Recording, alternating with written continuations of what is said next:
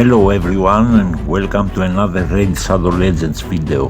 This is a spotlight for a legendary champion from the Undead Horde faction. Was my first legendary, so I maxed him up and test him literally everywhere. He got a buff recently, became even better, and it's weird because people do not speak about him. Let's have a look at his skills. I think he's much better than people think. His A1, single target attack, 60% chances for block active skills, especially for counter attack or ally attack. You can lock the opponent for 2 turns. Okay, it's not 100%, but even with 60, you're gonna see that this happens very often. His A2 is also a single target attack, put all his skills on cooldown and places a block buffs, and also locks all opponents with the same affinity as the target. Used to be only for exact copies, but they buffed the skill and become even better. So now if the target is, for example, a void affinity, all void opponents totally locked up and block buffs. You're gonna see that every skill is working very well up to this point. His whole kit is all around locking the opponent, and his A3 is even better. It's an AoE with a buff strip and also reduces 10 meter by 20% plus 10% more for each buff removed by this skill.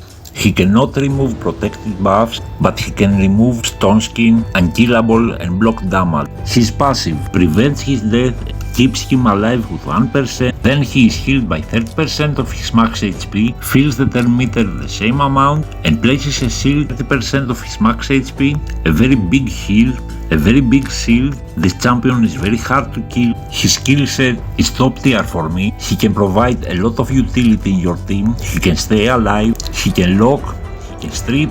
Since he was my first legendary, he has all his masteries. I chose the defense tree all the way down to the counter attack and the support tree for the extra accuracy. Master Hexer to extend the block buffs. Of course we can go all the way down offense tree and choose the War Master, but for this champion I think the defense tree and the support tree are the best ones. I think temporal chains is the best awakening for this. We can take advantage of the enemy buffs and make them slower, and then we can strip those buffs off. I have choose this relic, but you can choose whatever relic you have. I like the resistance and HP substats. This way you can stack up more HP, and resistance is more than welcome.